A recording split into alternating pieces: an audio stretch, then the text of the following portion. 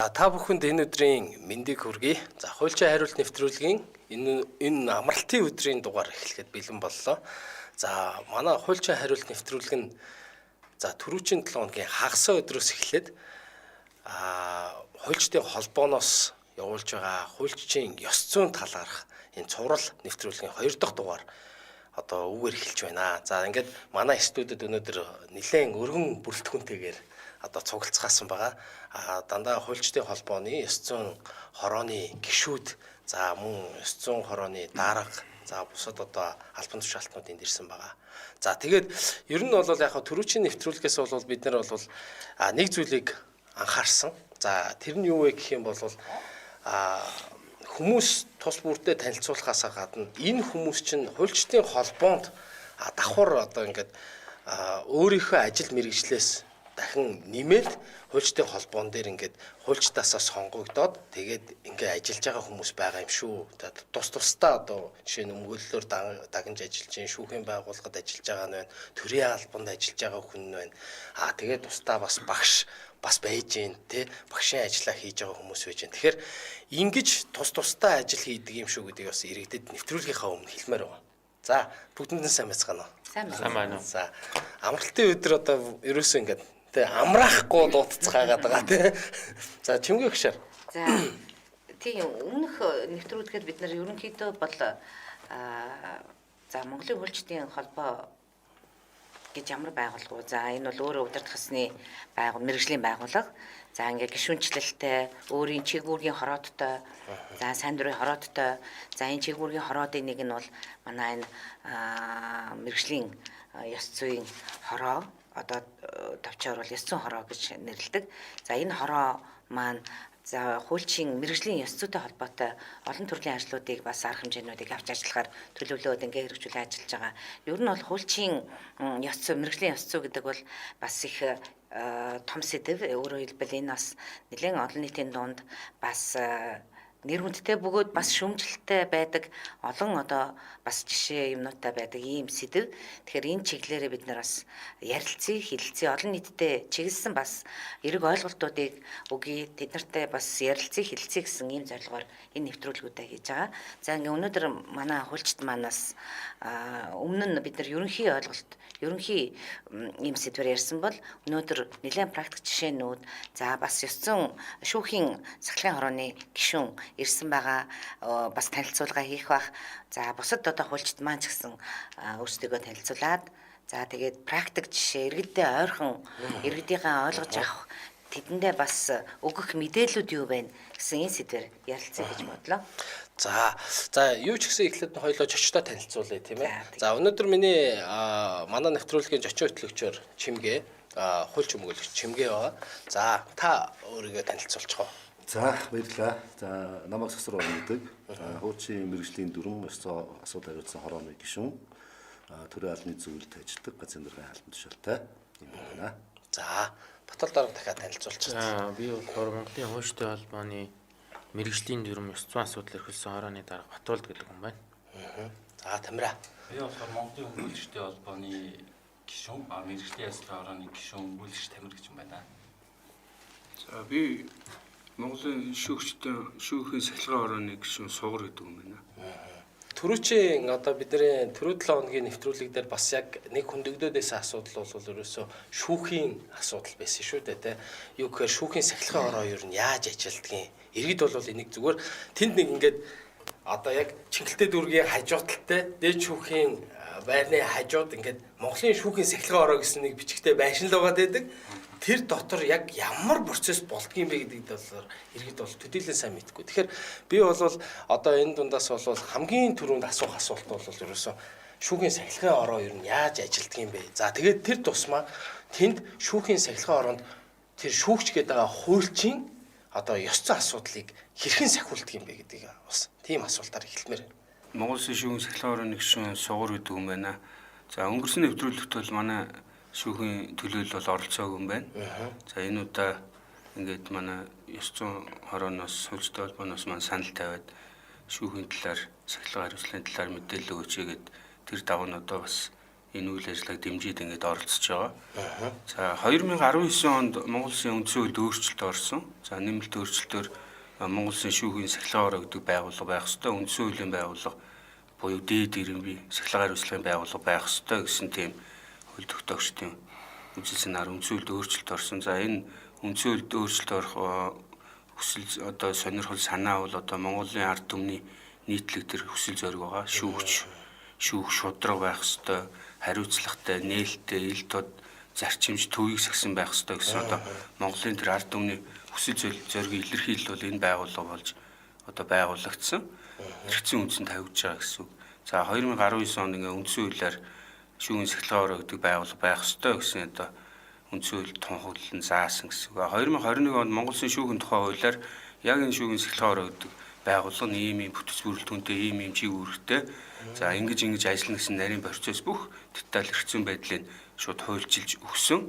За ингээд 2021 оны 11 сарда 10 сард нийтийн хүчний чуулганаар 4 гишүүн, шүүгч гишүүн 11 он сард нь улсын хурлаас шүүгч ус 5 гишүүн ингээд шүүгэн сахилгаан орооны 9 гишүүнээс бүрдэнэ гэсэн одоо тийм хуулийн заалтай. Ер нь 9 гишүүнээс бүрдэнэ. За анхан шатны шүүхээс 1, давзаалт шатны шүүхээс 2 төлөөлөл, хяналтын шатны шүүхөө дээд шүүхээс 1 төлөөлөл ингээд 4 шүүгч гишүүн байна. Шүүгч ус 5 нь болохоор ард нийтийн дундаас буюу Монголын ард түмний хүсэл зоригийг илэрхийлээд нийтийн сонсголоор одоо улсын хурлаар орж ирж байна гэсэн үг.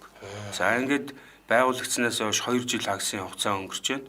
За энэ хугацаанд Монгол Улсын шүүхийн сахилгаан ороо бол хууль заасан чиг үүргээ хэрэгжүүлж одоо нийгэмд одоо энэ шудраг усыг тогтоох энэ хуульчид ялангуяа шүүгчид сахилгаан хариуцлагыг сахиулах шүүгчдийн талаар хийж байгаа өргөдлөг гомдлыг одоо шийдвэрлэж ажиллаж байгаа. Өмнө нь бол байсан. Гэхдээ бол бие даасан байгууллага бол биш байсан. Энийг нь ерөнхий зөвлөлийн харьяаны ёс зүйн хорооч гэдэг юм уу? Өмнө нь бол нийт шүүгчдийн зөвлөлөөр одоо байгуулагдсан шүүхүүдийнхээ дэргэд сахилгаан хорооч гэдэг юм уу? Шүүгчийн сахилгаан янз бүрийн байдлаар туршиж үзсэн байна. Тэгээд одоо бол одоо тусдаа бие даасан. Гэхдээ бүр зүгээр нэг бие даасан биш, бүр үндсэн хуулийн буюу тэр дээд ирэмбийн сахилгаан хариуцлагын тийм байгууллага байх ёстой гэдэг одоо байгуулагдсан. Ерөөсөө саяны одоо таны хэлсэн яг энэ үгээс шууд иш татаж хэлмээр санагдаж байна. Юу гэхээр дээд ирэмбийн сахилгаан хариуцлагыг сайжруулах үндсэн хуулийн чиг үүргийг хэрэгжүүлж байгаа тийм байгууллага болж одоо өргөцсөн гэж ярьж байна шүү дээ. Тэгэхээр энэ дээр бол иргэдэд бол өгөх мессеж бол ерөөсөө юу байх вэ гэхээр тэр дээд ирэмбийн байгууллага бол одоо ганц бусад байгууллагад харьяалагдахгүй ганцхан бие даасан чиг үүргээ хэрэгжүүлээд тэрэн дээр шүүгчид ёс зүйтэй байх, сахилга хариуцлагатай байх асуудлуудыг одоо хариуцуулж ажиллаж байгаа ийм байгууллага байна шүү дээ, тийм. Үндсэн чиг үүргийн тэрэлтэй үндсэн хуульд ч заасан байна. Монгол Улсын шүүхийн тухай олбог төсөөлөд юу заасан байна? Тусгагдаж өгсөн байна. Тийм, одоо шүүгчид одоо сахилгын хариуцлага хүлээлгэх үндсэн чиг үүрэгтэй байгууллага бол шүүгэн сахилгаан орол гэж байна. Гэхдээ нэг талаараа хариуцлага хүлээлгэн гэсэн тийм чиг үүрэгтэй боловч тэр нь одоо тусгай процесс ажиллагаа явагдаад өргөдлөг гомдол ирээд тэрнийг дагуу шалгаад үнэхээр үндэслэлтэй байна уугүй юу гэдгийг энэ тогтоож байгаа мөрдөн шалгах хэрэгтэй одоо энэ 9 гишүүн. Тэгээд тэрнийг шалгасан нэг гишүүн энэ бол зөрчил мөн байна биш байна гэд өөр тусдаа тэр санал гаргах юм дүгнэлт. Тэрийг өөр тусдаа 3 гишүүн одоо санамсргүй рандом байдлаар сонгогдоод тэгээд хурлаар орно. Тэр хурлаар ороод үндэслэлтэй байна, гүй байна гэд ямар нэгэн байдлаар тэр шалгасныг нь шийдлэхэд зөвшөөрөхгүй гэх юм бол аль нэг талын зөвшөөрөхгүй эсрүүл гомдол гарах юм бол дахиад гомдол санал гаргаад давцаалт одоо тийм дотроо бас тийм процесс нарийн ер нь бол ингээд нарийн процесс ажиллагааг нь маш нарийн хуульч тэр болгоныг бас энд ярихад бол бас маш их цаг орно л тийм. Ерөнхийдөө л одоо ямар ч байсан энэ процесс ажиллагаа явагддаг, шалгадаг одоо ийм байгууллага байна. Би нэг одоо хуралд орсон байхгүй одоо яг ингээд яг шүүхийн сахилгаан хорооны сая хуралд орж байгаа байхгүй. Тэгээд тэгэхэд бол яг нөгөө процесс нь яг шүүхийн процесстэй яг ижилхэн явагдаж байгаа. Тэ. Яг л нөгөө шүүгч орж ирэл тэгэл дэгээ сахиулаад татгалзал асуугаал тэгэл одоо хурал эхэлж байгаа байхгүй тэ. Тэгээд та ингээд ярина уу? За нөгөө талд бол шүүгч нар бол баг ирдгүүл юм бэлээ. Тэгээд ингээд тайлбараа бичгээр явуулцдаг. Тэгээд эцэст нь ингээд яг завсарлаад хилцчихэд тэгээд шийдвэрээ гаргах. Яг л шүүхийн эрүүгийн процесс яаж явдг вэ? Яг тэр процессын дагавал явж байгаа. Тэгэхээр энэ дээр бол яг ингээд би яг ирсэн байгаад амар баярлж байгаа байхгүй юу гэхээр шүүхийн сахилга хариуцлага гэдэг бол тухайн шүүхийн иргэний болоод эрүүгийн ямар ч тэ хуулинд бол тухайн шүүгчийн сахилга хариуцлагыг тийм байна гэсэн асуудал байхгүй шүү дээ. Гэтэл энэ дээр бол хаана байгаа вэ гэвэл дээд шүүхэд байгаа. За тэгээд шүүхийн сахилгын дээд шүүхийн тухай хуулийн дээр нөгөө сахилга хариуцлагыг бичээд өгсөн юм. Энийг ийм зүйлийг зөрчих юм бол сахилга шүүгчийн сахилгаа зөрчсөн тооцноо. Тэгэхээр хариуцлага тооцох үндслэл болно гэдгийг заагаад өгч гэсэн. Тэгэхээр яг энэ дээр бол үнэхээр одоо хэрэгтэй иргэдэд бол үнэхээр энийг мэдчих хэрэгтэй. За тэр шүүгч өөрт нь ямар санагдсан те. Гэхдээ хэрэг болгон дээр гомдол гаргахаас эхлээд нь тэр үндсэлтэй мүү үгүй юу гэдгийг хуулиар гардаг болмоор байгаа байхгүй те. Энэ миний ингээд надад ингээд байгаа нь үндсэлтэй мүү. Гэтэл одоо зарим иргэд бол ийм байна. Яг үннийг хэлэхэд. Өөрт нь таалагдахгүй шийдвэр гаргахаар сахилгын оронд өгдөг ч юм уу. Тийм асуудал их гаргачих. Энд дээр бас бид нэр бас ялгамжтай ханд хэрэгтэй л. Ер нь бол одоо хүмүүс бол гомдно тийм үү. Мэдээж тэн чин шүүх хурал явж гэн хүний хувь заяа одоо мөнгө төгрөг амьдрал ингээд шийдэж байгаа. Аль нэг тал нь баярлна, аль нэг тал нь гомдно. Хоёулангийн талд шийднэ гэж байхгүй шүү дээ. Тэгэхээр энэ дээр нэг хоёр асуудлыг бид нар бас өөр ойлгох хэрэгтэй. Нэгдүгээрт одоо шүүхийн шийдвэрийг одоо зөвшөөрч яах юм бол Монгол Улсын үндсэн хууль, бусад хууль зааснаар бидний одоо энэ хүлээн зөвшөөрсөн хууль тогтоомж эргэцсэн ойлголтоор зохицуулалтаар бол шүүхийн шийдвэрийг зөвшөөрөх юм бол тэрийг хяндаг давзаалдах шатны шүүх, хяналтын шатны шүүхэд дэлхийн соёлт хүн төрөлхтөнд хүлээн зөвшөөрсөн манайд бас ирж байгаа механизм байна. Одоо манайд ирж байгаа гомдлын мэдээж бас дийлэнх хувь нь шүүхийн шийдвэрийг зөвшөөрч байна гэсэн гомдол ирнэ. За энийг бол бид нар хүлээн аваас татгалзан зохиц журмынхаа давуу та шүүхийн шийдвэрийг зөвшөөрчвөл гомдлоо давзаалдах журмаар юм уу хяналтын шатны шүүх гаргаа. Манай сахилгын ороо шүүхийн шийдвэрийг хяндаг хүчин болгодог өөрчлөлдөг бол тийм байгууллага биш. Харин тэр Монгол Улсын шүүхийн тухай хууль заасан шүүгчид хоригдсон, хязгаарлсан, үүрэг болгосон тэр зохицуулт хэм хэмжээг зөрчсөн байна гэж үзвэл магадгүй зөрчсөн ч байж болно, зөрчөөгүй ч байж болно. Зөвхөн зөрчлөө энэ одоо шүүгч ёс зүйн сахилгын хариуцлага алдлаа гэж үзэж байгаа бол Монгол Улсын шүүхийн сахилгын оронд хандах эрх нь нээлттэй. Ийм байгууллага тэрийг шалгаад таны өмнөөс одоо мөрдөө шалгах ажиллагаа хийгээд эцэслэн ийм зөрчил үнэхээр гаргасан юм байна шүү. Эсвэл гаргаагүй та буруу ойлгосон байна. Энэ яг хууль номондоо шүүгчийн бүрийн эрхийн асуудал ингэж хурлаа хийсэн байна гэдгийг нэцэлж одоо ингэ хариуг өгөх ийм чигүүрийг л хэрэгжүүлж байгаа гэсэн. Яг одоо энэ дээрээс нь ингээд тодруулаад асуухад хамгийн ойлгомжтой байдлаар мэдээлэл өгөөч. Одоо яаж гэхээр хэрвээ иргэн одоо гомдолтой байгаагаа танаа байгууллагад хандлаа гэхэд одоо өөрөөр хэлбэл шүүгчтэй холбоотой сая ярьж байгаа энэ чиглэлүүд дээр одоо хаана ямар танаа байгууллагын одоо ямар хэлбэрээр тийм ээ хаана өшөө нээлттэйгээр иргэд мэдэж болох тийм одоо мэдээлэл авч болох юу байна вэ? Тийм. Ер нь бол ингээд нийгэм сүргийн нээлттэй болж шүү дээ. Одоо энэ сошиал гэдэг юм тийм. Одоо ингээд хүн болго мэдээлэгч болж шүү дээ. За одоо манай шүүхийн сахилгын ороонд бол дээд шүүхийн одоо зүүн талд ингээд байгууллага маань байгаа. Тэнд биеэрээ очиод өргөдлөө гаргаад ийм шүүгч ингэж одоо ёс зүйн хариу хандлага одоо үйлдэл гаргасан, үйл баримтны юм байна гэх юм бол би ийм хүн энэ шүүгчтэй ингэж гомж яана гэж бичээд өгч болно. За бүр одоо захимаар манай вебсайт руу ороод манай хуулинд болохоор шүүхийн сахилгаар нээлттэй ил тод ажиллана гэсэн тийм үндсэн зарчим нь байгаа. Мэдээж мөрдөө шалгах ажил нь бол тодорхой хэмжээнд нууц шалгадаа шийдвэрлэгддэг. Яагаад тэгэхээр тэнд хүний хувь хүний нууц эмзэг мэдээллүүд бас хэрэг алгуулж байгаа учраас бид бас хуулиа барина. Тэгвэл бол шийдвэр гарсны дараа бүх шийдвэр нээлттэй. Одоо сайтаар бүх чөлөөтэй арга хэмжээ авагдсан хэрэгсгүй болгосон бүх мэдээлэл. Тэгээд шүүхийн сахилгын ороонд сайт руу н ороод цахимаар, мэйлээр, магадгүй утсаар ч гэсэн өгч болно. Мэдээж бичиж чадахгүй хүн байж болно шүү дээ. Гар хөл нь ажиллахгүй одоо янз бүрийн байдлаар хөгжлийн бэрхшээлтэй юм уу янз бүрийн байдлаар ингээд боломжгүй байх юм бол шууд утсаар би ийм гэдэг хүн байна. Ийм хүнд ийм одоо хуулийн тавьж байгаа шаардлага бол өөрөөр хэлбэл хин гэдэг хүн хин гэдэг шүүгчд гомдож байгаа ямар агуулгаар гомдож байгаа гэдэг нь тодорхой байх хэрэгтэй. Тийм. Бусдаар ямар ч хориолт хязгаарлал байхгүй. Ирснийхэн дараа цензургүй аавна. Ирснийхэн дараа хэрвээ хариалт юм биш байна гэх юм бол тэрийг заавал захирамж гаргаад алтан бичгээр хариуг нь ийм учраас та ийм газар хандаарай гэсэн агуулгаар хариуг нь хэрвээ үнэлэлтэй байна гэвэл сахилгын хэрэг үсээ цаашаа шалгаад явна.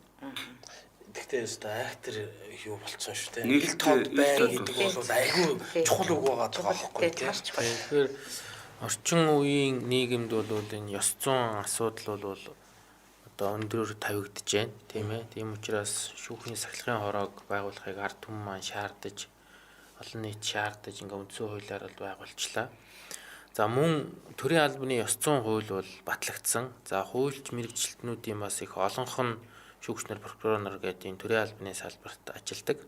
Тийм учраас энэ төрийн албаны ямар хууль батлагдчихв, хуульч нарт маань шүүгчнэрт прокурорууд маань ямар шаардлагууд хуулиар тавигддаг болчихв. Энэ шинэ эрх зүйн орчны талаар одоо Сүсэр Ором гишүүнээс тодруулъя. За баярлалаа. За энэ үйл ажиллагаа маань нэг юм байгаа. Энэ хуульчийн мэргэжлийн дүрм ёс зүйн хороо маань 23 онд нийлэн бүртгэн шинжлэгцээ. Тэгээ энэ хорооны гишүүд маань олон төлөөлөл ордог. Тэгээд бид бүхэн оролдоод хилцээд ер нь бид юу хийх ёстой юм бэ гэдэг ажлуудаа нэлээд төлөвлөсөн. Тэрний нэг ажил нь энэ хуульчийн ёс зүйн чиглэлээр ер нь прокурорын шүүхийн юу хийд юм бэ? Тусдаа ямар их зохицуулт байгаад байгаа юм бэ гэдгээрээ бид нар олон нийтэд мэдээд үгүйя гэдэг ажил нэг явж байгаа. Дараа нь тусдаа бус байгууллагатайгаа уулзах юм. Тэгэд ямар зохицуулаад байна? Ямар зуршлаг гаргаад байгаа? Хуульчдын холбооны энэ хуульчийн ёс зүйн асуудлын хороо маань томоороо бид нар юу харах юм бэ гэдгийг бид нар үзье. Тэгээ зохицуулсан дүрм журмаа гаргах системч үзье гээд. Тэгээ хэлцүүдийг хийгээд. Тэгээд явахаар энэ хуульчийн хэрэгцэн байдлын тухай хуульд өөрчлөлт орох хэрэгтэй юм уу? Эсвэл бид нар өөр соён гэрүүлэх ажлаараа нийт одоо массаар явах хэрэгтэй юм уу гэдгийг бид нар тодорхойлохын үндсэн дээр ажлаа төлөвлөө явж байгаа нэг эхлэн юм байна. За яг үүнтэй холбоотойгоор энэ төрийн албан агчийн ёс зүйн тухай хууль гэдэг нь батлагдсан. Та бүхэн зарим нь одоо мэдээдгээр харж ирсэн байх. Ёс зүйг хуульчиж болдгоо маа гэдэг одоо парламент дээр бас буцаж ирсэн. Тэгээ нэг парламентын үндсэн зарчмынхаа дагуу хилцэгдээд олон хороо дэмжиж энэ хууль батлагдсан. За огт бас ийм их төрийн албан агчийг зохицуулсан байгаагүй гэж ойлгож болохгүй. Гэхдээ анх удаа энэ хуульчсан ёс зүйн хуулийг анх удаа бидаас хуультай болж чадсан. Энээс өмнө бол засгийн газрын тогтоолоор зөвхөн төрийн захиргааны албан агчийг зохицуулсан тунхаглын шинжтэй заалттай зөвшлийг хянан шийдвэр тухайд юунууд нь процесс юм байхгүйгээр байсан. Дараа нэг шат дахиад төрийн үйлчлэл хэмжээний акт маягтай авах нь. Тийм яг зөвхөн хэмжээ тогтсон материалын чиглэлийн тийм одоо хэмжээний акттай явж ирсэн бол энэ хууль маань материалын зүйлээс зааж өгсөн тэр ёсон зуршлыг хэрхэн яаж шийдвэрлэх юм гэдгийгээс зааж өгсөн. За 3 том зураг авч үзэх юм бол одоо иргэд олонний хэвлэл мэдээлэл төрийн албан агчид ёс зүйг байна л гэдэг. Тэгвэл тэр ёс зүйн гараад байгаа ёсон зуршлыг бүртгэдэг болох чинь. Хагас жилээр бүтэн жилээр бүртгэнэ гэдэг өөрөө ямар зуршил гараад байгаа. Юунаас авч гарсан юм? Бүр хуушаа заагаад өгсөн. Тэр ёс зүйн хороо, байгууллагын ёс зүйн дэд хороо гараад байгаа тэр зуршлынхаа шалтгаан өсөх судална. Өрчсөн цэглэх ажлаар гарах гээд байгаа болцсохгүй зуршлаас өрчсөн цэглэх чиглэлээр шалтгаан өсөх судална. Тэрэн дээр дүн шинжилгээ хийн. Мөн одоо бас үндсэн үүрэг нь өрчсөн сэргийлэх ажлыг бол юм. Өөрөөр хэлэх юм бол аливаа гимтэр зуршлын араас бид нар хизээж хөвөд гүйцэхгүй. Тэр тасна гэдэг ойлголт байхгүй. Тэрийг бууруулах чиглэлээр заавал зуршил гимтэр гарах нь гол чухал нь биш. Яг төрийн албан агчтай холбоотойгоор тэр зөрчилөөс нь өрчин зэрэг ажил хийх ёстой. Үндсэн үүргүүдийн нэг нь ёс зүйн хорооны хувьч төр, дэд хорооны хувьч төр нэг заагаад өгсөн. Тэгэхээр энэ хууль маань дөнгөж батлагдсан явж магадгүй 25 оны 1 сард гэхэд Монгол улсын хэмжээнд нөгөө одоо 4000 гаруй байгууллагын одоо 4200 байгуулга шүү төрийн байгууллагын хэмжээнд ямар зочид зөсөн гарчиж юу гэдэг том мэдээ гараад ирнэ. Гарч ирсэн дээр дүнжлэгээгээд харилцаатай холбооны юм байгаа юм байна. Албаургыг үүсгэхтэй холбоотой юм байгаа юм байна. Архитын сохтогтой юм байгаа юм байна гэдэг гараад ирнэ гэдэг чинь одоо фокус боломжтой болж байгаа. Жухам яг одоо нөгөө онлын хувьд ярьдаг шүү дээ. Нэг талын ашиг сонирхлыг илэрхийлэх хэрэгтэй юм уу? Хоёр талын ашиг сонирхлыг нэгдмэл байх хэрэгтэй юм гэж шаарддаг тийм ээ. Тэгэхээр эргээд нөгөө иргэдийн бас харьцаанаас болоод нөгөө төрийн албан агчийн ачаалттай холбоотойгоос харьцаанаас болоод байна гэдэг нэг юм гарч байна. Эсвэл ерөөсөө нөгөө төрийн албан агчийн өөрсдөө хүнтэй харьцах харилцааны чадвар дутуу байгаад Нөгөө тэр эслийг даван туулж чадахгүйгээсээ болоод буруу хайсан судууд ёс зүйчлэл гаргаад байгаа юм гэдэг юм чинь тодорхой тоо статус мэдээлэлээр гарч идэг байна гэсэн үг. За дээрэс нь бас энэ анх удаага бас энэ хууль чинь нөгөө ёс зүй хариуцлагыг заадаг гэсэн. Ямар хариуцлага үлээх юм бэ гэдэг. Дөрвөн хариуцлага нэг байж байгаа. Нэг нь гомдол гаргагчид юм уу эсвэл нийт олонний өмнө уучлал хүсгийг үүрэг болгох. Тодорхой ёс зүйн зөрчлөөс шалтгаалаад зарим тохиолдолд зөвхөн гомдол гаргачдаа та юу уучлах вэ гэдэг үүрэг болгох нэг хариуцлага гэж болж байна. Хоёр дахь нь болох дээр өөрт нь ганцаардсан байдлаар санал өгөх. За гуравдугаарт нь нийт төрийн байгууллага албаа тухайн байгууллагын албаа агчдаа өмнө нээлттэйгээр санал өгөх. За дөрөвдүгээрт нь бол төрийн албаас хаалах гэдэг. Энээс өмнө бас нөгөө ёс зүйн дэд хороо хорооны дүгнэлт гарсан тохиолдолд зөрчил гарсан байна гэж байна шүү дээ. Заавал хариуцлага нөгөө Тамирын гадны түвшинд хариуцлага хүлээлгүйгээр нөгөө зөрчил гаргасан хүнд өөрт нь боломжийг олгох загтуулж байна. Би зөвшөөрч байна. Би одоо уучлалт үе хүсье. Хүсэх юм бол заавал шийдвэр гаргахгүй тэр хүмүүс олон нийтийн өмнө юм уу тэр тухайн байгууллагын өмнө уучлалт хүсээд явах нэг өөрт нь боломжийг өгсөн. Эсвэл би үнэхээр юм сүнс гаргацаа би үнэхээр халагдах хэрэгтэй юм байна гэдэг өөрийн хүсэлт төлөв төрийн албаас харах ийм одоо нөхцөл боломжийг өгсөн одоо ийм хууль байж байна. За хууль одоо батлагдана гэдэг нэг асуудал. Хуулийг хэрэгжүүлнэ гэдэг нь бас нэг өөр нэг асуудал. За хэрэгжүүлэхийн тулд яах хэрэгтэй юм бэ гэхээр сая ёс зүйн хороо гэж бий даасан бид байгууллагатай болж байна. Хараа тусаад одоо 4 орон тооны бус дөрвийн нийтээ 9 гишүүний явтагаар асуудал шийднэ. Ёс зүйн чиглэлээр одоо том одоо хөтөлбөртэй болох гэж байна. Байгууллага болгон дээр дид хороохийн байгууллага юм бэ гэхээр тухайн байгууллагын хамгийн олон санал авсан хүмүүсээсээ төрийн албаа хаагчдаас тэн дотор хамгийн сайн түүнээс дарга одоо өмнө бол дарга үзэмжээрээ ёс зүйн нэг гэдэг бол тийм байхгүй. Байгууллагын санал албаагчдын санал уралтаараа ёс зүйн дэд хороогоо байгуулна. Тэгээд ёс зүйн дэд хороог ажиллах нөхцөл боломжийг томилох албан тушаалтанд заавал хангана. Боломжийг хангаж өгнө гэдэг. Гэх мэтлэн ярих юм бол одоо яг нөгөө эрх зүйн бодлогын баримт бичиг одоо шинээр батлагдах те тухайн эрх зүйн баримт бичгийг одоо ингээд улсын хурлаар батлуулах ач холбогдол нь ерөөсөө энэ ингээд харагдаж байгаа байхгүй. Тухайн байгууллага дээр шууд харж. Одоо сая ингээд сургалтаар ярьлаа те энэ дээр одоо шүүхийн сахилгын орооны ингээд бид нар ингээд 21 онд ингээд хуультай болоод ингээд байгуулагдаад ингэж явсан. Яг тэрнтэй адилхан яг ингээд төрийн албаны зөвлөл тусдаас ёс зүйн ийм хороотой болж байгаа. Тэгээд байгууллага тус бүр дэд хороонуудтай болж байгаа гэдэг. Инхээр ерөөсөө нөгөө бодлогын баримт бичиг нь боловсруулагдаж хууль нь мөрдөгдөж байж л дараагийн шат руу орох. Тийм олон нийтийн дунд бас яригадаад байдаг банкын шүүмжил төрийн албатай харьцахаар л ингээл чирэгдэл байна, ийм байна гэл ингээл гомдлоод байдаг. Энэ бүгдийг шийдвэрлэхийн тулд энэ хууль эрх зүйн зохицуулалтаа хийгээд ингээд явж байгаа нэг ач холбогдолтой байна л да. Хасгээд одоо зуршлан гарсан болгон дээр нөгөө арга хэмжээ биш. Одоо шалтгаан нь гараад ирэх нь шүү дээ. Нөгөө төрийн албаагч буруу харьцаад байгаа чинь нөгөө менежер маань ажлын ачааллыг тэнцвэржүүлэхгүйгээсээ болоод нэг хүн дээрх ачаал өгөөд тэр чинь хүн л юм чинь хаана нөгөө энэ асуудлыг шийдвэрлэх юм. Тэр боломж бас хуульчлаад өгсөн. Шалтгаан өстой олноо нөхдүүдээ зүгээр нэг юм байхгүй. Өрчсөн сэргийлнэ. За үнэхээр гарсан бол хариуцлага тооцоо гэж. Тэгэхээр энэ ёс зүйн асуудал гэдэг бол өөрөө одоо 100% хүнээс юусоо шалтгаалж гарч ирдгүү. Байгууллагын уур амьсгал, тухайн харьцаж байгаа хүний одоо уур амьсгал тийм ээ. Цаашлаад бүр нийгмийн уур амьсгал ч гэсэн өөрөө энэ хуульч мэргэжлийн доктортой үйл ажиллагаанд бол нөлөөлж байдаг байх нь тийм ээ. За тэгэхээр өнөөдрийн манай нэвтрүүлэгт бас өмгөөллийн төлөөлөл ирсэн байгаа. За өмгөөллийн байгууллагын нэг онцлог бол төрийн албанд харьяалагддаг ийм хуульч мэргэжил байгаа. Тэгэхээр танай албан дээр ёс зүйн одоо ямар сүүлийн үед хэрэгүүд маргаануудыг ирж байна. Нийт хуульч нартай болон олон нийтэд одоо сонирхуулах, мэдээлэл болгох ямар тохиолдлууд гарч байна. Энэ талаар ярилцъя. За тэгэхээр манай дээр бол ер нь бол яг бусад эрх зүйн зөрчлүүд мэргэжлийн үйл ажиллагааны зөрчил гэдэг ингээд хоёр өөр янзын ойлголтууд байгаа шүү дээ. Тэгэхээр манай мэргэжлийн ярилцлагын хороо бол мэдээж мэргэжлийн өмгөөлөгчийг бол мэргэжлийн үйл ажиллагаатай холбоотой л шалгадаг, хариуцлага тооцдог. Хэрвээ тэр нь зөрчил биш байна, мэргэжлийн үйл ажиллагааны зөрчил биш байна гэх юм бол хэрэгсэхгүй болж байна. Энэ дээр бол ерөнхийд нь ямар шүү асуудлууд тавьдаг гэхээр гэрээ байгуулах дээр нэгдүгürt бол ер нь бол анхаарах хэрэгтэй. Иргэд маань бол энэ дээр бас өмгөөлөгч нар маань ч гэсэн анхаарах хэрэгтэй. Юун дээр нь гэрээ байгуулах дээр анхаарах хэрэгтэй гэхээр яг ямар хэрэг маргаан дээр ямар цар хүрээ ямар агуулгатай хэрэг маргаан дээр орох ч юм энийг гэрээн дээр тодорхой тусгаж өгөх хэрэгтэй байдаг нэгдүгээр. Хоёрдугаарт бол одоо энэ гэрээ байгуулж байгаа өмгөөлөгчийн нөгөө нэг хөлс мөнгөтэй холбоотой асуудлууд энийг бол бас гэрээн дээр тусгаж өгөх хэрэгтэй.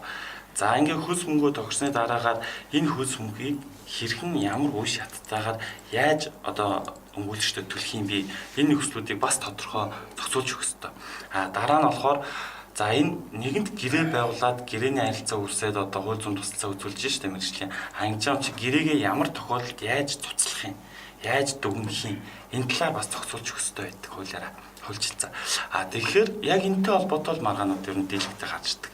Юу юм гэхээр за би өмгөөлөгч авцсан үйлчлүүлж явж байгаад 1 жилийн дараа ч юм уу 6 сарын дараа за энэ өмгөөлөгчөөсөө гэрээнээс татгалзлаа гэрээгээ цуцлая. Өөр өмгөөлөгч авлаа ч юм уу өмгөөлөгч хуурнаа ч юм уу ийм асуудал тавигдаад эхэлдэг. За тэгэхээр нөгөө нэг төлбөр мөнгөний асуудал яригдж шүү дээ. Тэгэхээр тэр хугацаанд гэрээгээ дүгнээд одоо зүгээр жишээл авчаал 5 сая төгрөг байлаа гэж одоо гэрээний өс нь 3 саяны урьдчилгаанд авсан байлаа. Хэдэн төгрөгийг одоо буцааж өгөх юм. Ийм асуудлууд одоо үүсдэг. Тэгэхээр мэдээж өмгөөлөгч үйлчлүүлэгч хоёул энийг хоорондоо тохиролцох хэрэгтэй асуудал байсан гэрэн дээр. Гэтэл энэтэй холбоотой нөгөө үйлчлүүлэгч нь магадгүй нөгөө өмгөөлөгчтэй холбоо мэргэжлийн хэрэгслийн хооронд гомдол гаргаад идэг. Өмгөөлөгч битээр гэрээгээ цуцалсан надад мөнгө өгөхгүй байна. Буцаагаад өгснөөс маань ийм учраас энэ өмгөөлөгчд арга хэмжээ авч өгөөч миний мөнгийг гаргуулж өгч гэдэг. Тэгэхээр энэ өөрөө болохоор мэргэжлийн үйл ажиллагааны зөрчил биш. Ясон зөрчил биш энэ. Нэгэнт гэрээгээ цуцалсан гэрээгээ дүгнсэн учраас энэ өөрөө гэрээний үүргийн зөрчил болоо бичиж штэ. Тэгэхээр тэр хүн маань өөрөө нэгэнт гэрээ байгуулсан чинь төлбөр мөнгө авахын тулд иргэний журмаар шүүхэд мэдүүлэх эрх нь нээлттэй. Ингээд шүүхээр явах маргааныг мэргэжлийн харилцаалгын дээр нөгөө өмгөөлөгч төр гомдол гаргаж явагддаг. Харин юун зөрчил болох юм бэ гэхээр гэрээн дээрээ төлбөр мөнгөө тусгаагүй. Гэрээ цуслах нөхцлөө тусгаагүй. Бичгээр гэрээ байгуулаагүй. Ийм асуудлууд байх юм бол энэ чинь өөрөө мэргэжлийн үйл ажиллагааны зөрчил болчихж байгаа. Ингээ ялгаатай л хандах хэрэгтэй. Яг одоо энэ зүгээр яг түрүүнд би ярьжсэн те шүүгч өөрт нь таалагдахгүй шийдвэр гаргаж чаар шүүгчийг сахилах орно. Тэ. Өмгөөлөгч тухайн шийдвэрийг гаргаад тухайн шийдвэрийг гаргаж байгаа хүн биш шүү дээ. Тухайн эрх зүйн тусалцаа үзүүлж байгаа л итгээд. Тэгэхээр эрх зүйн тусалцаа үзүүлж байгаа итгээд нь өмгөөлж чадаагүй гэж үзээд бас л нөгөө шийдвэр нь шүүгч гаргачихж байгаа шүү дээ. Гэтэл өөрөөс нь тэр өмгөөлөгчөөс огт хамааралгүйгээр хүчнөө өмгөөлөд байхад шийдвэр нь одоо нөгөө талд гарчгаар дахиад өмгөөлөгчд гомно. Ерөөсөө нөгөө алдсан хүн 15 таа гэдэг шиг ерөөсөө л ингээл тэнд нэг шийдвэр гаргахаар дандаа нөгөө бусдад буруу өгөөд байгаа асуудлууд бас байгаа байхгүй юу. Тэрнээс биш яг одоо энэ мэрэгжлийн хувьд бол ёс зүйн зөрчил гаргасан юм уу гэдэг. Тэгээ нөгөө мэрэгжлийн хувьд гарч байгаа ёс зүйн зөрчлөө ялгах энэ ялгааг нь одоо бид нар л өнөөдөр хэлж өгөхөө суугаад байна шүү дээ. Тэгээ ерөөсөө энэ мэрэгжил гэдэг бол ийм юм. Энэ тусдаа үйл ажиллагаа явуулдаг байгууллагууд юм. Тэгээд тусдаа одоо мэрэгжлийн болоод одоо энэ ажил хариуцлагын алдаа дутагдал бол гардаг юм аа.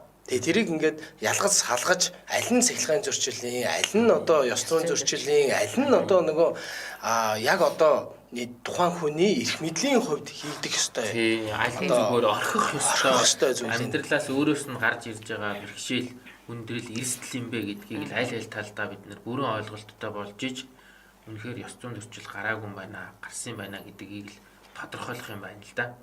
Жишээлбэл манай хороонд хамгийн сүүлд нэг ирсэн гомдол байдаг тэр ба. Жишээлбэл одоо Монголын Хуульчдын холбооны ёс зүйн хороон дээр хамгийн сүүлд ирсэн гомдол бол нэг компани захирал бол ажилтнаа халсан байгаа.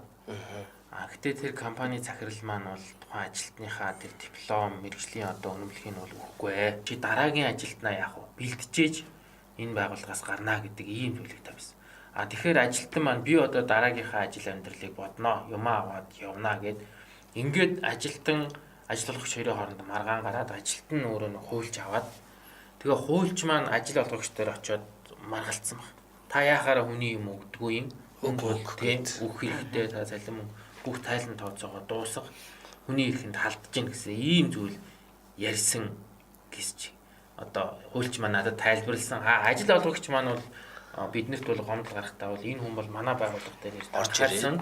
Хуульчдын одоо нэр хүндийг ашиглаж биднэрт одоо төрөмгийн хандсан дээрлэхэнгөө харилцааны юу гаргасан. Харилцааны гаргасан. Доголдол гэдэг юм уу? Зөрчил гэдэг юм уу те? Тийм гаргасан гэж ингэж гомдсон л доо. Тэгээд бол би бол хуульчаасаа бол албан ёсоор ингээд тайлбар аваад тэгээд бол нөхцөлөдлийг бол тодруулж үзсэн. Ингээд бол энд бол хоёр тал бол ийм тайлбаруудаас үзэхэд бол мэдээж ажил олгогч бол гомдсон, чочирдсан ийм байдал бол байсан. Тэгээ хэрвээ үнэхээр тэр танх хайрсан одоо эрх хэрэгчлээнд нь халдсан гэж үзэж байгаа бол өөрөө цагдаагийн байгууллагад бол хандах ийм шаардлага байна. Зөрчлийн юм уу ерөнхий шинжтэй үйлдэл юм уу шалгуулах хэрэгтэй тийм. Нөгөө талаас бол бид нар бол хуульчтай бол ямарваа нэг байдлаар хүнийг ингэж одоо гомдох хэмжээнд бол хүртэл асуудлыг бол урцдах шаардлагагүй шүү тийм ээ. Хэдийгээр хууль тэр хүн одоо ажиллах өгч хууль зөрчсөн хүний бичиг баримтыг саатуулсан боловч тийм ээ. Бас арай ийм хэмжээнд хүртэл одоо байдлыг өндрүүлж хурцаар илэрхийлэх шаардлага тавих бол ёсгүй шүү гэдэгт одоо харилцааны соёлын асуудал дээр хуульчтай бол бид нэр зөвлөгөө өгч явуулсан л да. Гэхдээ бол хуульчийн мэрэгжлийн бол онцлог бол бас нэлээд юм галтай ширүүн юм руу бол өөрөө хуульчийг бол татан оролцуулдаг. Дээрээс нь Google орчдөг. Одоо бид нар бол Google ордог шүү дээ. 20-д байхад бол амар л байсан шүү дээ. Google бол энэ өөрөө мэрэгжилтэй залуу хуульч маань өөрөө суралцах тийм ээ. Алгуурхан өөрөө мэрэгчлээ эзэмших ийм одоо процесс бол бүхэл хуульч нарт маань бол явагдаж байгаа юм л да. Тэгээ яг хуульчдын холбооны хувьд бол хуульч эрх зүйч мэрэгчлэр төгссөн, бакалавр 4 жил сурсан залуучуудаа бол 2 жил датлагжуулаад тэгээд дараа нь мэрэгжлийн ахиж нэг том шалгалт аваад ингээд хуульчаар ажиллах лиценз зөвшөөрлийг өгдөг. За энэ зөвшөөрөлтөй хуульч нар маань ахиж өмгөөллийнхаа шалгалтыг өгөөд шүүгч болох шалгалтаа, прокурор шалгалтаа өгөөд тус нь өгөөд ингээд ийм хоёр шатны том шалгалт өгсөний дараа энэ хүний нийгмийн хувь заяаг шийдвэрлэх энэ үйл хэрэгт бол аль биесээр оролцох эрх нь нэгддэг ийм онцлогтой байна. Тэгэхээр ерөөсөө яг хоо саяны кейсэн дээр гэл хэдүүлээ яриа л да тий. Энэ тэр одоо ажил олгогч болвол хөдөлмөрийн тухай хууль шууд зөрчиж байгаа асуудал байгаа байхгүй тий. Одоо ингээд ажлаас чөлөөлөгж байгаа тушаалаа гаргасан бол тушаалаа тэр өдөрт нэг. Дээрээс нь бүх тооцоог нь тэр өдөрт өгөх хэрэгтэй. байгуулсан байт. Яагаад гэвэл эн чинь нөгөө иргэний тий иргэний нөгөө өөрийнх нь нөгөө ажилгүйдлийн тэтгэмжээ авах тэр эрх нь алдаад байгаа байхгүй. Тэгээд өөрийнхөө өсөлтөөр одоо гарч штэ ажиллаж. Тэгээд бичиг баримтыг нөх хэвээр. Бичиг баримтыг нөх хэвээр явуулах хэвээр. Гэхдээ бас нөгөө талаас нөгөө хуульч маань яг тийм галтай юм руу орохдоо яг ийм галтай юм өөрөө тооцох хэрэгтэй, ерөөсөө тооцох хэрэгтэй. Хүндлэнгийн одоо 3 жишгтэй байх хэрэгтэй юм уу? Цуг орох юм уу? За оронгуудаа нөхцлүүдийг амжиж байгаа. За бүгд ширүүний ард сууя, бичлэг тавьж байгаа. Тэгээ бортоходоо тэрүүд ямаа ярилцъяач гэдэг юм уу? Ийм арга замыг өөрөө зөвхөн цомол хийхгүй. Нэгэнд галтаа би юм ордог л гэдэг юм бол орсоор гал тэгэл нөгөөх нь бас юм гарна. Нэг л өдөр бас буруу. Тийм учраас ийм одоо арга тэрийг ашиглах боломжийг эргэлхийлэх баг. Мэдээж ойлгож байна. Би оронгууд ийм орно. Тийм учраас би 3 дахь 4 дахь мэдээ байх юм байна. Жил нөгөө хуульчийн ёс зүйн асуудал те. Одоо өөрийнхөө тэр ёс зүйн дүрмээ тийм ээ. Тэгэнд ёс зүйн шалгалтаа өгөөд бүх шалгалтуудаа өгөөд энийг мөрдлөг болгоно гэдээ тангараг өгөөд ингээд өргөөд ингээд одоо өмгөөлөгч болж байгаа хуульч болж байгаа хүн бол одоо ёс зүйн өөрийнхөө хязгаарлалт түрүүний одоо подкастаар ярьсан шүү дээ бид нар тодорхой одоо өөрийнхөө тэр гаргах бие авч явах тэр аран шин өөрийнхөө хязгаарлах тийм ээ.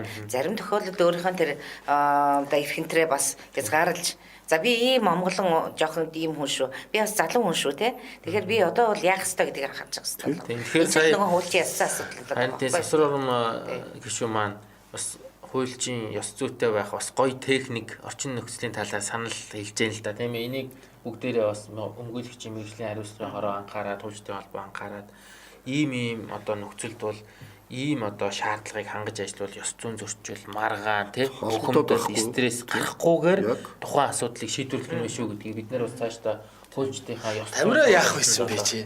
Яг ингээд нэг үйлчлүүлэгч Саяны кейс дээр чи яах байсан бэ? Одоо тэгээд юу яа л та яг хуульч хүн гэдэг бол мэдээж энгийн үнээр ажил олгогчд бол бид нар мэдээж жоохон тийм сүрдэн байдаг байхгүй нөгөө хүмүүс нь тийм магадгүй нөгөө хувийн нуустай холбоотой компани нуустай холбоотой асуудлуудыг хуульч нь мэдчихийдэг жишээ нь тийм тэгээ оронгуудлаа шууд сүрсар гээл ингээл хил ам хийвэл мэдээж нөгөө хүмүүс тийм таатай санагдахгүй л баг. Яг цаг өндөртэй авах бах тийм учраас за өгөхгүй байж болохгүй хуулаараа энийг барьцаалж болдгоо маа нэгдүгээрт хоёрдугаарт нөгөө гарах үр дагавар байгаа шүү дээ. За та өгөөгөөс болоод гарах үр дагавар хохирол нь хэр хэмжээнд очих. Энийг би буруутай итгэдээс нь хэмжилнэ ч юм уу те.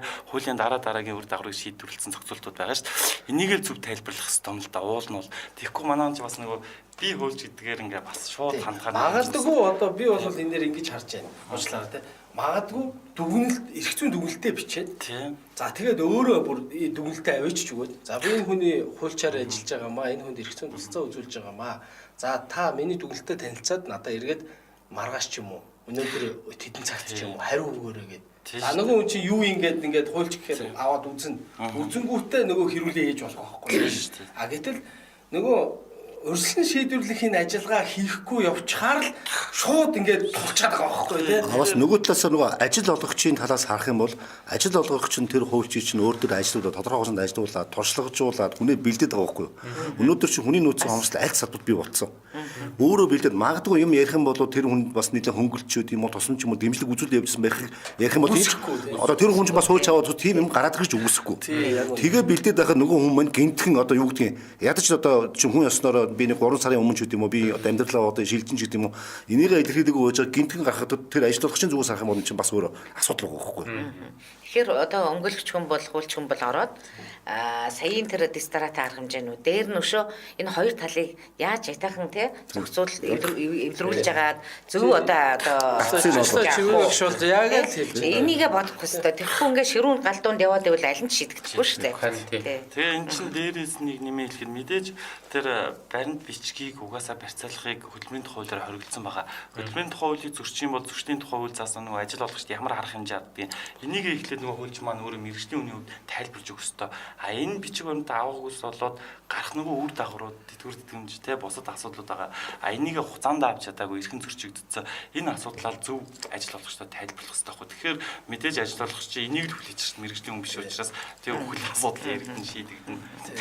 Ер нь бол хуульч одоо өгөөлөгч байна уу, хуульч байна уу, ерөөсөө талуудыг бол хамгийн түрүүнд бол эвлэрүүлэх тэр чиг шугамыг ер нь хамгийн түрүүнд барьж ажиллах ёстой л гэж боддог. Маргааны шийдэх хамгийн зөв төлөвийн одоо ганц цорын ганц зөв эвлэрэл гэдэг байгаа шүү дээ. Эвлэрэл гэдэг бол хоёр талын ханамж өндөртөө л салдаг гэдэг. А түүнээс нэг талд нь ялдаг гэдэг бол заавал нөгөө талын сэтгэл ханамжинд дутуу үлдэнэ. Тэгээд энэ нөхөр шүүгч ёсгүй өмгөөлөгч ёсгүй хандлага гэдэг юм шиг гараад байгаа. Ер нь гэхдээ би одоо олон жил одоо энэ эрх зүйн тусалцаа үзүүлэхийн хуулийн чиглэлээр ингээд ажиллахаар салбартаа ингээд ажиллаад ганц олж харсан юм маань ер нь хүн над дээр ирэхэд хамгийн түрүүнд за энэ хүнтэй яг аль тохиолдолд эвлэрхийн гэдгийг хамгийн түрүүнд асуудаг байхгүй. Таныг би энэ хүндий машин зараад мөнгө авч чадаагүй эсвэл би машин худалдаж аваад машинаа авч чадаагүй гэдэг асуудлууд зөв хамгийн наазахын жишээ байгаа байхгүй. Тэгээд машины чи өчгөл юм бол яах вэ? Чи та эвлэрч хүү? Та шүүхийн тийм заав шийдвэр гаргах шаардлага байгаа юу? Гэдэг асуудлыг авч хүнддэг. Тэгэхгүй нөгөө нөхөр чинь маргалдаж машинчгүй үлдэх тохиолдол байна. Тэ? Шүүхийн шийдвэрээр бүр машингүй үлдэх тохиолдол ч байна. Тэ. Тэгэхээр яг ийм зүйл байдаг учраас ерөөсө хамгийн түрүүний хуульчаа авч хэрэглэх ажил бол тэ хуульч гэдэгт тэ бид та ботолд орох сайн хэллээ шүү дээ. Хуульч гэдэгт өмгөөлөгч орж ийн, прокурор орж ийн, шүүгч орж ийн. Тэгээд айлч мэргэжлийн сонгоогүй хуульч нар бас байгаа. Тэ. Өөр одоо төрийн байгууллага, төрийн албаа агч хийгээд явж байгаа хуульч нар байна. Тийм ээ. За тэгээд тийм хүмүүс бол ерөөсөө л хамгийн түрүүнд талуудыг эвлэрүүлэх ажлыг хийх ёстой. За тэгээд энэ бүр ингээд хан мөрөглөө. За үнэхээр энэ хоёр хязгаарч эвлэрэхгүй юм байна гэвэл дараагийн шат буюу тэр шүүн таслах процессын үйл ажиллагаанд орох хэрэгтэй болов уу гэж. Саяны тэр нэг хуульчийн кейс дээр надад нэг тийм санаа л дээ. Зөвхөн одоо аливаа юм чинь хоёр талтай. Осоог бол бас шаацгаа юундаа соохов тий. За мэдээж юунаас асуудал үүссэн бэхээр ажлаас гарыг гэсэн. Нөгөө тийм бичиг баримтыг нөхгүй гэсэн. Маш том хүнддэг шалтгаан байгаа учраас өгөхгүй шүү дээ. Тэгээ юунаас болоод энийг өгөхгүй байгаа юм. Тэр одоо бид нар бол зөвхөн нэг талын мэдээлэл ярих гэдэг шүү дээ. Дараагийнхаа хүнийг сурах гэсэн юм байна. Тий. Тэгэхээр за ийм юм болсон юм байна. Нэгдүгээр очоод та яг яагаад өгөхгүй байгаа вэ тийм үү? Ямар хууль номоор ийм нүмцэл байна ч гэдэм үү ингээд тэр нөхцөл байдлыг одоо аль талд нь юу гэдэг гал асаалгүй бас ингээд тэр хуульчийн ур чадвар нэгдүгээр тарагдана. Хоёрдугаарт бие авч явах байдал, харьцаа, хандлага энэ бүх юм чинь өөрөө ямар ёс зүйтэй, ямар хуульч үү гэдэг чинь үнэхээр чадварлаг хүн бол ямар ч тохиолдолд хилцлийн ардталд буулт хийлэгдэг гэсэн тийм одоо нэг чирчлэн манд үг байгаа шүү дээ. Тэрийг бид нар бас байнга санаж тэр хүний одоо мэдлэг чадвараас гадна ёс зүй харьцаа хандлага тэр юм хэлж ярьж байгаа бие авч body language Тийм ч учраас манай анх одоо хорооч нь иргэдээ чиглэсэн олон нийттэй тэгээд өөрсдөө хуульчдаа чиглэсэн арга хэмжээнүүд хилцүүлгүүд Тэгэхээр сургууль гишүүнээс одоо юу хүсэж гэж байна вэ гэхээр би сүүлийн үед шүүхийн сахилгын хороонд ёс зүйн асуудлаар нийтлэг ирээд байгаа ямар асуудлууд байна? Ямар одоо маргааныг жишээлбэл шийдсэн байна? Энэ маргаанаас нийт одоо хуульч нартаа, шүүгч нартаа бас сануулж хэлэх ёс зүйн асуудлаас урьдчилан сэргийлэх зорилгоор бас мэдээлэл хуваалцаач.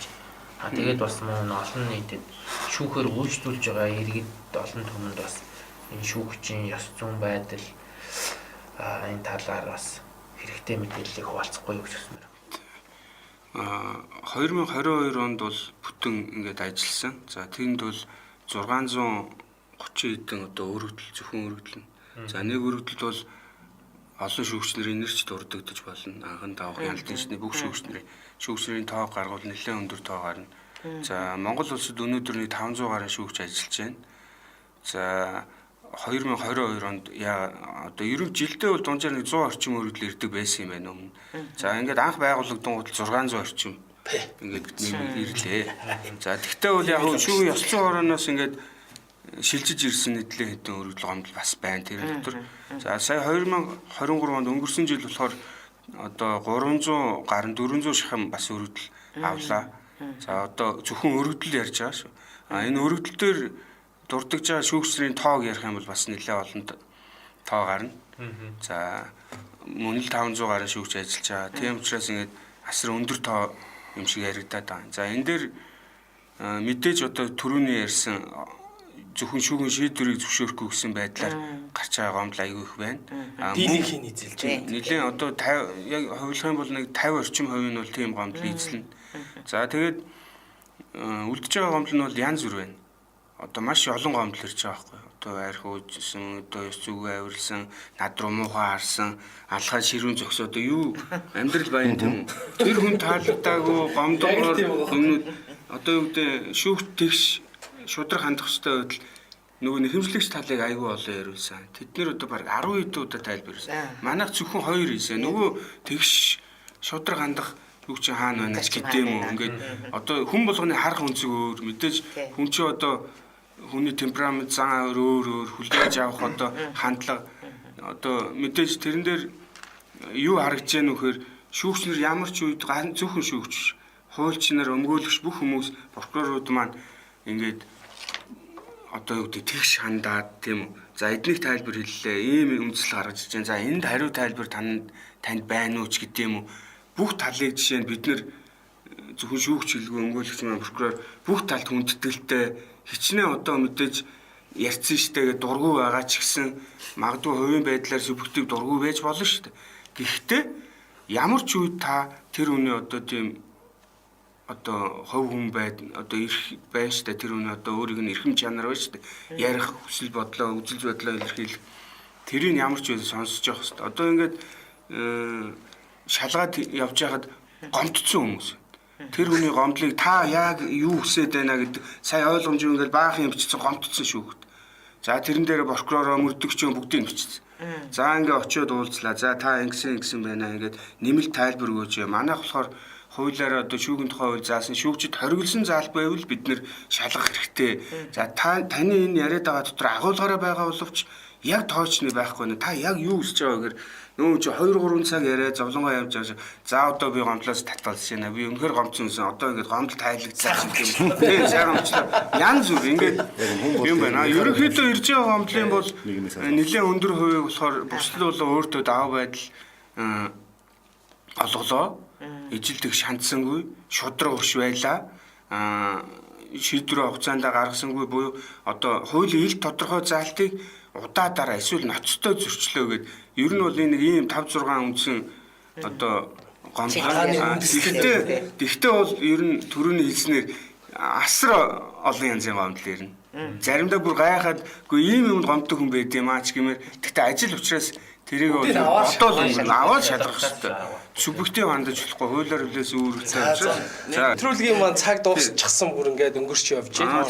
Тийм учраас хэдүүлээ нэвтрүүлгээ өндөрлөө. За энд хүрээд бол та бүхэнд одоо өнөөдрийн хуульчийн хариулт нэвтрүүлгийн зочны цагт хүрэлцэн ирсэн маш их баярлалаа. За мэдээж ингээ амралтын өдөрт ингээд иргэдэд одоо амралтын өдрөөр бүгдээрээ л машин тэргээ барайл агаар салхинд гарч байгаа бах те. За дээрэс нь ингээ фэйсбүүкээ үзээд одоо ажлын стресс ачаалтаа те тайлаад ингээ сууж байгаа. Тэр үедээ бас нэг хэрэгтэй мэдээлэл аваад энэ хуульчтай холбооны ёс зүйн мэргэжлийн хороо чи ийм ажил хийд юм байна. Тусдаа ийм төрийн албаны зөвлөл, өмгөөлөгчдийн зөвлөл, шүүхийн сахилгын зөвлөл гэдэг ингээд тусдаа ийм чиг үүргийн ажлуудаа тус бүрдээ ингээд хийдэг юм байна гэдгийг бол бас иргэдээ бас танилцуулах. Дээрээс нь тодорхой кейсүүд ярьж иргэдэд энэ асуудалд яаж ханддаг юм бэ гэдэг талаар одоо хүрэлцэн ирж ярьж өгсөнд бол баярлаа. За ингээд энд хүрээд хуульчийн хариулт нэвтрүүлгийн энэ удаагийн дугаар үүгээр өндөрлөж байна. Та манай нэвтрүүлэгтэй холбоотой санал хүсэлт аливаа нэгэн одоо асуух зүйлс байвал хуульчийн хариулт нэвтрүүлгийн пэйж хуудснаа Эмжил радио 88.3-ын пэйж хуудснаа та бүхэн бас одоо комент хэлбэрээр за мөн мессенжер хэлбэрээр та бүхэн хүрэх боломжтой. Тэгээ та бүхэнд одоо мэргэжлийн хуульч нар та бүхэнд эргээд хариуг өгөх болно. За ингээд өнөөдрийн нэвтрүүлгийг одоо хамт ингээ хөтлсөн зочин хөтлөгч Чимгээ багштай баярлалаа. За ингээд бүгдэнд нь одоо сайхан амраарай тий сайхан энэ өдрийг өнгөрүүлээрэй гэж хүсье. Та бүхэнд бас амжилт.